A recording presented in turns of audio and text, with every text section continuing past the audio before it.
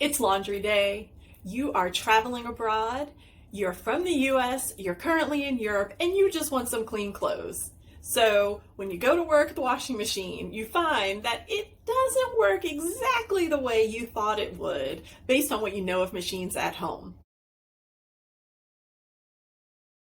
Hi, I'm Nadia. I am a solo, slow traveling nomad who is exploring the world while on a career break.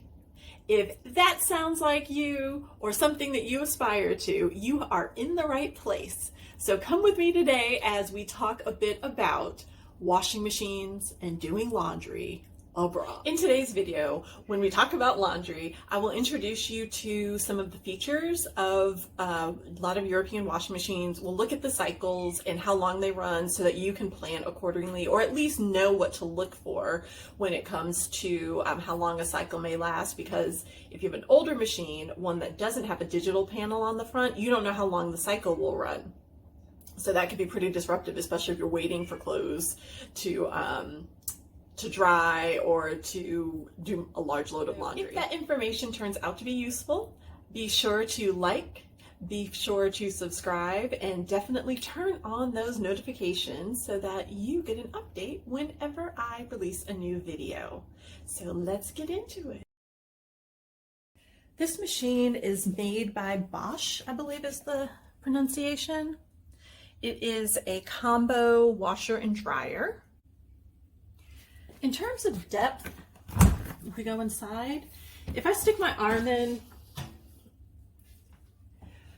if I put my palm at the bottom of the machine and look at where my arm comes out, it comes out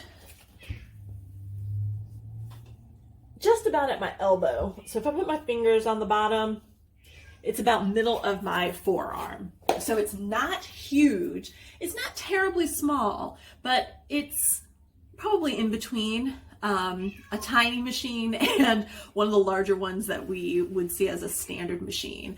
It's actually still smaller, I think, than the apartment size machines that I've used in the past in the US.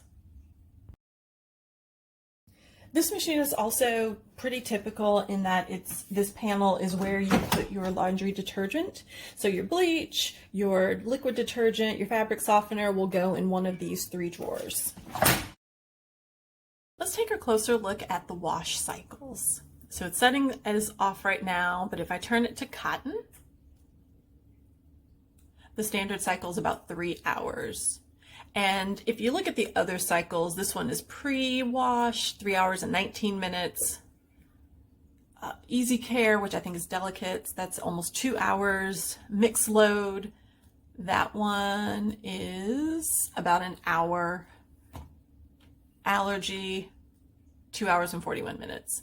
So the cycles are slightly longer. Actually, it's more than slightly. They're significantly longer than what we may see in the US. However, there is a feature. Let's see, go back to the one that's 3 hours and 19 minutes. If you press speed, you can reduce the time, and that is the same for just about all of these cycles. In addition, many of these washers have a setting related to Eco, which is intended to utilize less power and less water. However, when you go to Eco, you see the time changes and it goes up, so it takes longer to do these. So if we go back to that first cycle of cotton, which was almost 3 hours, if we make it a speed cycle, it's a little over an hour. But if we make it an Eco cycle, you see it goes to almost 5 hours. So maybe that works really well for doing laundry overnight. You want to do the conserving of the water and use an Eco cycle. Definitely plan accordingly on laundry day. That's the moral of this story. My inclination is to do the super quick cycle, which is the 40-minute cycle. I will often do an extra spin cycle because there's usually too much water in the clothing so that it's dripping on the floor, or it's going to take days to dry instead of hours. If we take a look at the dry cycles, it's not dramatically different. This one, the default setting is 2 hours and 30 minutes. Gentle's also 2 hours and 30 minutes. However, this is going to correspond, or it's going to impact the intensity of the heat. I also want to point out that I did have a dryer in Amsterdam, where this location was where a water tank was located. So there was a tank that filled up with water taken from the clothes that were being dried, and as the machine filled up, the efficiency decreased to the point that once the tank was completely full, it would no longer dry, so the machine itself would not work. I did not know that. I had never seen a machine like that before. So once I figured it out, of course I had to Google it or find a YouTube video. I learned that this water tank that was in this location would get pulled out. You pull it all the way out, you dump the water, and then you slide it back in. And then once I learned to do that, the machine started working just as effectively as it had before. So in a nutshell, the things that I've learned about washing machines outside or doing laundry outside of the US, the machines are a lot more gentle than the aggressive machines we have in the United States. So when it comes to wash cycles, you may need to do an extra spin cycle just to get the rest of the water out of the clothing, which will add time. And that's assuming that the machine actually has an extra spin cycle. They don't all have that. I also wanted to make sure that you had a sense of how long a cycle could run, because this one, the machine I showed you, had a panel that showed you a counter so that you could count down the time. However, not all machines do. And if you put it on wash and you don't know that the cycle is going to run you potentially 3 hours, that could be very disruptive to your planning and certainly your day if you are trying to do multiple loads of laundry.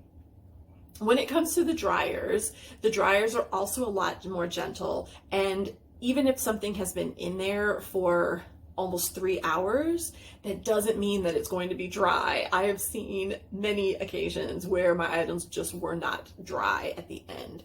My recommendation would be to do an extra spin cycle after you've washed, if you can, and then put it in the dryer, just because it'll bring your clothes to a better place in terms of the wearability. Or one of the other features is, or not a feature, but another consideration is dry what you can on a clothing rack and then use the dryer for the other things that you think will take will have a greater benefit from being inside of a dryer, should you even have a dryer available. There are some crazy things that I've done to try to get clothes dry faster when I did not have a dryer. And most of the time, if there is a washing machine, they will also include a drying rack. So you should be good to go. That's pretty standard to have one around. And a lot of places also have clothesline. So if you don't have a drying rack, you may have a clothesline. So it's not necessarily as simple as having a washer dryer combo available at your fingertips.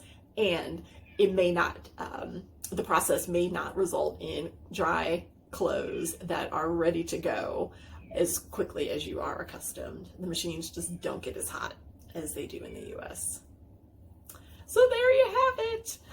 If I knew then what I know now, I would have had a lot less frustration. Hopefully you'll have a lot less frustration. And if this was helpful to you, please like, please subscribe, and turn on those notifications. Thanks so much, and I'll see you.